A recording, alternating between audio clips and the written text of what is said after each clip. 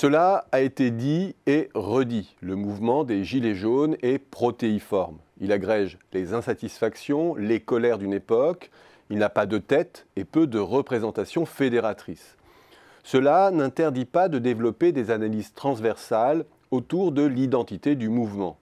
La défiance à l'égard des élites, la marginalisation d'une France périphérique vis-à-vis du processus de décision démocratique, et la question bien concrète des fins de mois qui renvoie à toutes les formes de précarisation et de fragmentation du travail et à leurs effets collatéraux sur la retraite. Une autre façon d'identifier le mouvement, c'est de s'interroger sur ce qu'il n'est pas. Il n'est pas un mouvement antipatronal, on l'a déjà dit.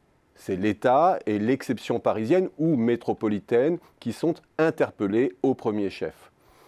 La question du chômage, de l'insertion est peu présente également, comme si l'exclusion par le travail devenait une fatalité.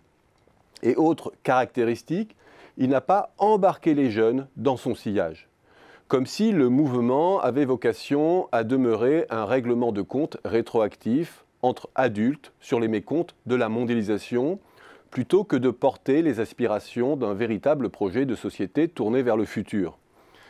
C'est aussi ce qui marque les limites du mouvement aujourd'hui. Contrairement à d'autres, il n'a pas su catalyser la jeunesse de l'école à l'université, déclenchant la peur du politique face à un grand embrasement de type 68. Et le resserrement du mouvement aujourd'hui, sur sa composante la plus activiste, peut donner le sentiment d'une fin proche, ponctuée de dernier baroud.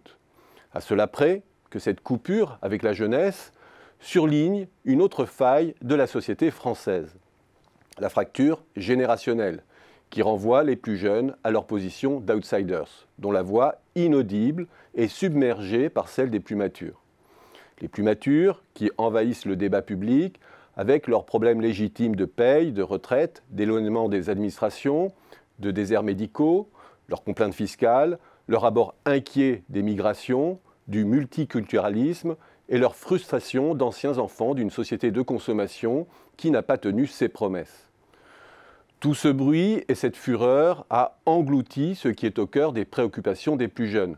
La question de la planète, que leurs aînés leur lèguent en héritage, les questions de formation, de sélection, d'insertion et de chômage. Entre ceux qui placent au premier plan les questions du lien avec l'environnement ou lien social, et ceux qui se crispent sur le partage des fruits d'une croissance à bout de souffle. La jonction est impossible. D'abord parce qu'aucun cadre de pensée ne parvient aujourd'hui à conjuguer ces deux dimensions. Ensuite, parce que la seconde problématique est portée par le plus grand nombre et que la dynamique démographique joue à leur avantage, submergeant la première. La grande agrégation, tant crainte avec les jeunes, ne s'est donc pas produite. La colère, pour l'heure, est chez les plus matures, et les calculs d'apothicaires politiques leur sont tout entiers dédiés. Mais c'est un point sur lequel l'exécutif doit demeurer vigilant, car dans ce monde business as usual, il se pourrait bien qu'à trop durer, l'accaparement du débat finisse par faire changer la colère de camp, et que la conflagration jeune soit la réponse et la suite à la surdité jaune.